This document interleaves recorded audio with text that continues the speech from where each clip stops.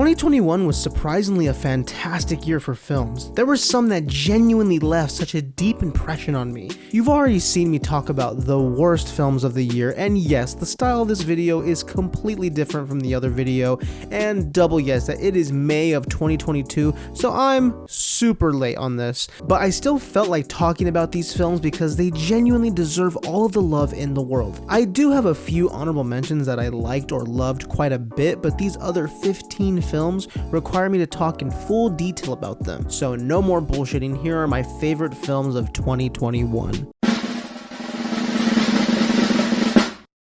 Guillermo del Toro is always a fascinating director, and this film further proves that by being very well made with some of the best cinematography and production design I've seen all year. Bradley Cooper gives a fantastic performance, and it's just a very interesting story that is just another good film in del Toro's filmography. It's not a perfect film, and it's definitely not one of my favorites from Guillermo del Toro, but there is still a lot to appreciate here.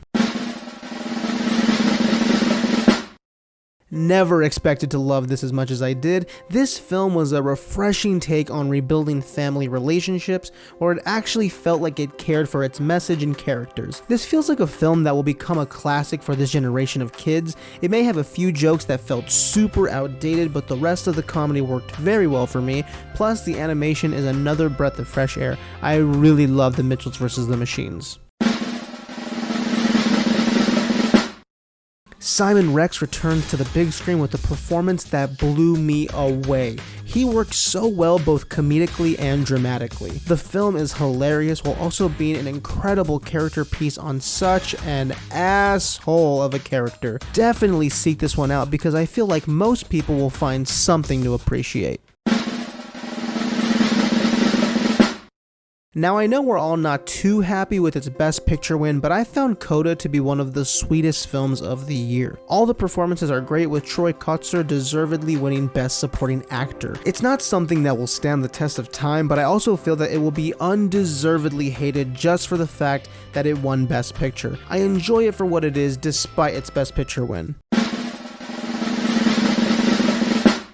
Terribly snubbed by the Academy and one of the worst flops of the year, is not at all what this film deserved. The Last Duel shocked me with not only its filmmaking, but by how riveting it was. The story was well told and purposeful, Adam Driver and Matt Damon were great, but the real powerhouse of the film was Jodie Comer, who deserved a Best Actress nomination. The film is extremely emotional and it will have you furious, which is definitely what Ridley Scott intended, so job well done.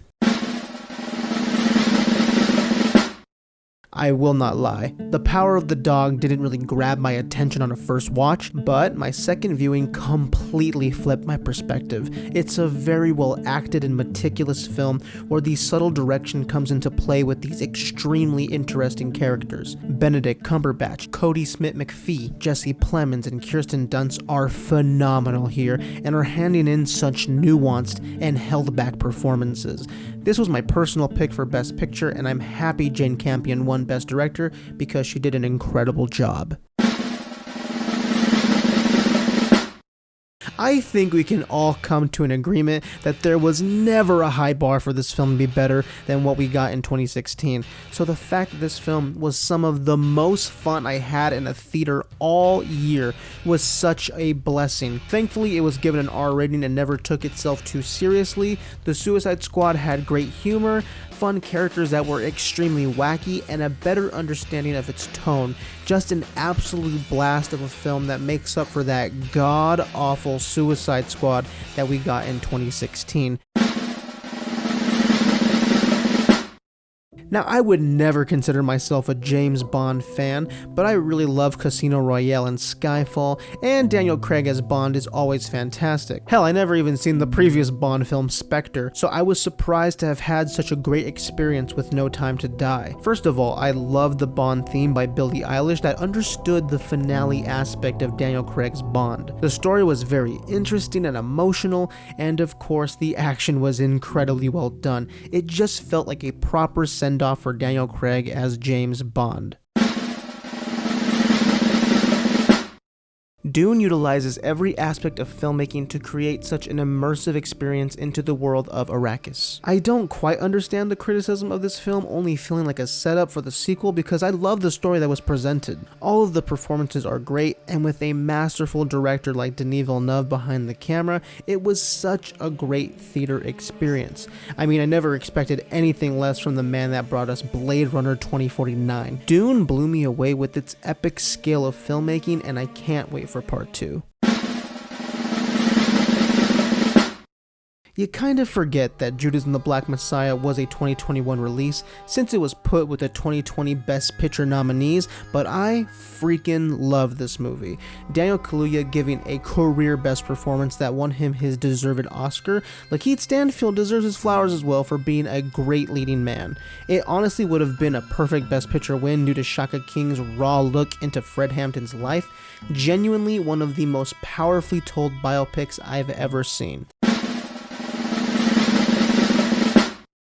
Let's get the obvious out of the way. Kristen Stewart should be an Oscar winner with this performance, but this film was horribly snubbed for many other categories. If Judas and the Black Messiah was one of the most powerful biopics of the year, then this was one of the most artistically well-crafted biopics. The incredible score by Johnny Greenwood combined with beautiful visuals and concepts.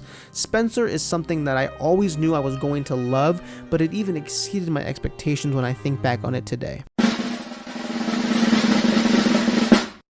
A film where it mostly consists of 4 characters talking in one room ends up being one of the most engaging and depressing stories I've seen all year. Mass tackles a concept so controversial in a way that never feels forced. It wants to be a good film while also discussing hard topics that I will not spoil here. The 4 performances in this film are so emotionally devastating and realistic. The screenplay never feels one-sided but fully understands that both sides of this horrible situation have been through something traumatic. It's also super admirable how well paced this film is, because when you have a film that consists of characters being in a small room together only talking, some people can get a little intimidated and find it boring, but this film never makes you feel like that. It is always engaging. Mass is on Hulu as of right now, and I highly implore anyone watching to go check it out. I'm honestly so happy I made this video so late because I never would have been able to watch this in time for this list. I can't remember a film that grabbed me the way that The Worst Person in the World did. It's such an emotionally resonating film with complicated characters and relationships that fully understand what real love looks and feels like. The film presents ideas that on its surface will make you forever hate a person, but the film gets that these things aren't so black and white and life is complicated and not planned. Renata Reinsvet is magnificent and plays one of my favorite characters of the year. Unique in every possible way is an understatement with this film, and I adored every second of it. On a first watch, Titan is a disturbing body horror film with great performances, but on many viewings, it becomes one of the most emotionally engaging films of the year. Layered with incredible themes, I still feel every gut punch this movie gave me. Agathe Roussel and Vincent Lindon give 2 of the most nuanced and emotionally demanding performances of the year. Every concept is explored so thoroughly that you can pick up many new exciting details about the points the film is trying to make. Every line has a purpose, every shot has a purpose, and not to mention that it's just so fucking weird and out there. This is a film that I want to revisit constantly, and I think it will only resonate with more people as the years go by. Look, I get it. This is a special and not technically a film, but nothing this year hit me the way this did on both an emotional level and an artistic level. People have such a weird perception of Bo Burnham these days as the annoying, pretentious art dude, but there is no one that's making shit this unique and entertaining. Bo Burnham exploring his mindset as he's stuck in a room due to the pandemic is probably the only meaningful piece of media that we will ever get involving COVID. It's hilarious, it's ambitious, the music is easily some of the best he's ever made in his entire career. Every concept he wants to play with just works, and the fact that he did a lot of it by himself is so inspiring for people like me who want to make movies. Yes, I understand he has the wealth and privilege of being Bo Burnham, but I think the point still stands that if you really want to make something, that it's not impossible, and I will always appreciate Inside for doing this for me and for many others. And there it is, my favorite films of 2021. I am so happy to have made the video in this style. It feels fresh, it feels new, and I'm just excited to continue doing stuff like this, hopefully. Anyways, go check out the Filmaholics podcast on Spotify, Apple Podcasts, Google Podcasts, and many more. Thank you so much for watching, and just take care.